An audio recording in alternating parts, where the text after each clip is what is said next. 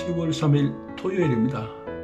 아침 기도 시간에 하나님께서 저희들에게 주시는 말씀은 요한복음 8장 1절에서 11절까지의 말씀입니다. 제가 봉독하면서 또 함께 참고하면서 형제자매 여러분들과 또 저에게 성령님께서 함께하여 주시기를 바랍니다.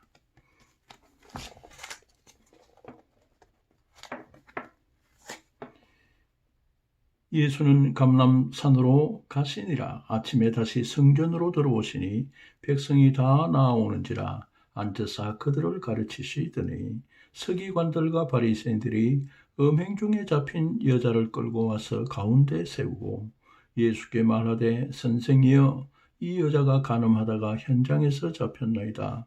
모세는 율법에 이러한 여자를 돌로 치라 명하였거니와 선생은 어떻게 말하겠나이까?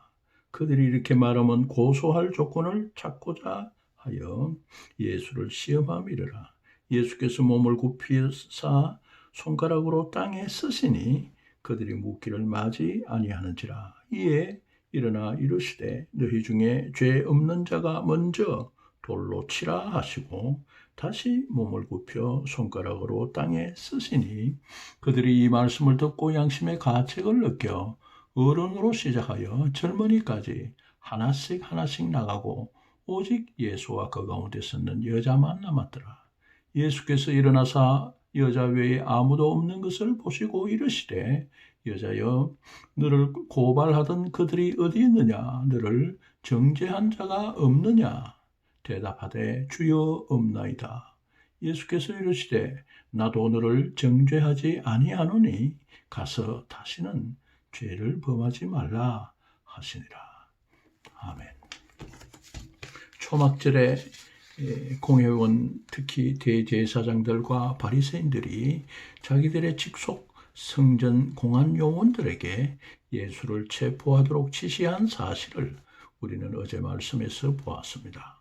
이 공안 요원들이 20세기 가까이 오면서도 풀리지 않는 그 수수께끼 같은 말로 예수를 체포할 수 없었음을 말하였습니다. 그 사람이 말하는 것처럼 말한 사람은 이때까지 없었나이다 하고 7장 46절에서 저들이 예수를 체포할 수 없는 이유를 이렇게 발뺌한 것이었습니다. 유대교 지도자들은 저들이 이미 작정한 것을 포기할 사람들이 아니었습니다. 오늘 본문에서 이번엔 서기관들과 바리새인들이 악한 의도를 품고 예수를 고발할 조건을 찾고자 해서 예수를 다시 한번 시험하는 것입니다.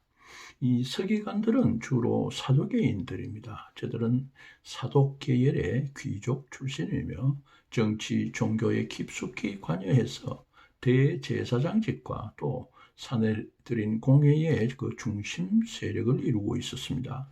저들은 성경의 그 문자적 해석을 중시하고 내세에 부활이 없다고 하여서 오히려 이 바리새인들, 즉 구전을 하나님 말씀과 동등한 권위에 두고 또 부활이 있다고 한 일반인 출신 그 바리새인들과 서로 다른 부류의 사람들이었습니다.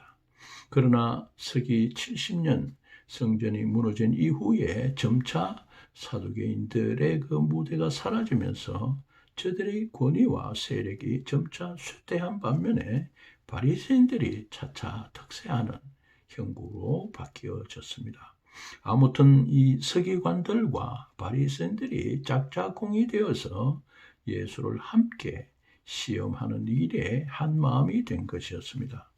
저들이 음행 중 현장에서 붙들려온 여자를 예수 앞에 끌고 와서 예수가 약혼한 여자가 간음할 경우 율법에 의하면 돌로 쳐 죽이라고 하는데 제가 또 자비하여서 용서한다고 하면 율법을 어긴 죄로 즉시 체포할 기세였습니다. 예수께서 저들의 그 당돌하고 철면피한 그 악한 의도를 잘 아시고 얼마나 상심하셨을까. 예수께서 앉으신 채 몸을 앞으로 굽혀서 땅에 뭔가를 쓰기 시작하셨습니다. 무엇을 쓰셨는지 오늘날까지 온통 관심이 집중되고 있으나 아직도 잘 알진 못합니다. 다만 그 전에 오는 이 얘기에 의하면 예수께서 그 여인을 고발하는 그 사람들의 이름을 적고 또 저들의 범죄 목록을 쓰셨다고 합니다. 이어서 예수께서 너희 중에 죄를 짓지 않은 사람이 첫 번째로 돌로 치라고 말씀하십니다. 그리고 또 몸을 앞으로 굽혀서 무언가 땅에 계속 쓰십니다. 이때 저들이 예수의 그 말씀에 양심의 가책을 느껴 더 나이 먹은 사람들로부터 시작해서 하나 둘씩 저들이 만든 그 야훼 법정을 떠나갔습니다. 저들은 그 여인을 재판하러 만든 옥의 재판소에 몰려왔지만 오히려 저들이 예수님에게서 재판을 당하고 줄행랑을 친 꼴이 되었습니다. 오직 예수와 그 여인만이 남았더랬습니다. 예수를 체포하려 온 사람들, 또 그 여인을 돌로 치려고 했던 그 사람들이 다 사라졌습니다. 너를 정죄하고 고발하던 자가 어디 있느냐? 주여 없습니다. 나도 너를 정죄하지 아니하오니 가서 다시는 같은 죄를 반복하지 해서 범치 말라고 예수님은 말씀하십니다. 이 얘기의 등장인물을 다시 한번 보십시다. 예수님을 비롯해서 간음 현장에서 붙들려 온 그 여인, 또 예수님께서 먼저 가르치시던 그 무리들, 또 서기관들, 바리새인들이 나옵니다. 나는 누구일까 한번 생각해 보십시다. 나는 그 여인과 같은 사람인가? 비록 간음죄를 범치 아니했더라도 마음에 많은 같은 죄를 늘 반복하여 짓는 사람은 아닌가? 혹 서기관과 바리새인인가? 남의 죄에 간섭해서 죄인으로 여겨 정죄하고 자신의 죄를 거들떠보지 않는 그 외색주의자가 아닌가? 영적 전쟁의 그 시대를 분별하지 못하고 무사 안일해서 구경꾼으로 하품하면서 야훼 불법 법정의 그 더러운 판결에 아랑곳하지 않는 다수의 무리에 내가 속하는 것은 아닌가? 이 이야기를 통해서 우리가 얻는 교훈은 무엇이겠습니까? 적어도 우리는 사람을 정죄하지 말아야 할 것입니다. 그 여인이 비록 간음죄를 범했는지 두 증인 이상의 증언이 없으므로 확실치 않습니다. 그렇지만은 그 많은 사람들의 입방아에 실없이 넘어가서 도매값에 한 사람을 정죄하는 그 죄를 저들과 함께 범하지 말아야 하는 것입니다. 그 여인도 누군가의 귀여운 딸이었고 행복하게 살 권리가 있는 사람입니다. 그도 매력과 장점을 가진 사람이지 아니하겠습니까?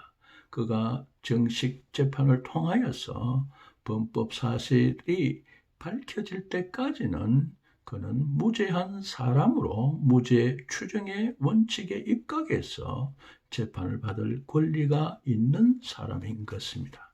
그런 사람을 저를 송사하는 많은 사람의 그 입방아에 넘어가서 함께 형제 자매를 정죄하는 그 일에 빠진다면 이처럼 어리석은 자는 없을 것이며 하나님의 미움을 받기 때문인 것입니다. 한 가지 잘못 때문에 그를 내 사전에서 지워버릴 만큼 나는 죄가 없고 온전하며 지혜와 의와 담대함이 가득한가? 우리는 다시 한번 내 자신에게 물어봐야 할 것입니다. 이 여인을 을로 취급하는 유대교 지도자들은 스스로 갑이 되어 있었습니다.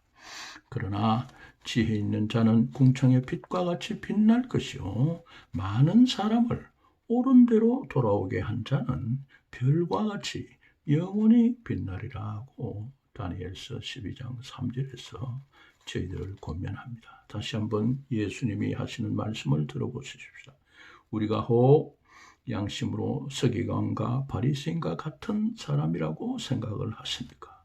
예수님께서는 너희 중에 죄 없는 자가 먼저 돌로 치라고 하십니다. 또 우리가 만일 그 여인이라고 생각하십니까? 예수님께서는 말씀하십니다. 나도 너를 정죄하지 아니하니 가서 다시는 같은 죄를 범하지 말라고 하시는 것입니다. 월요일에는 요한복음 8장 12절에서 20절까지의 말씀을 함께 상고하시겠습니다. 샬롬.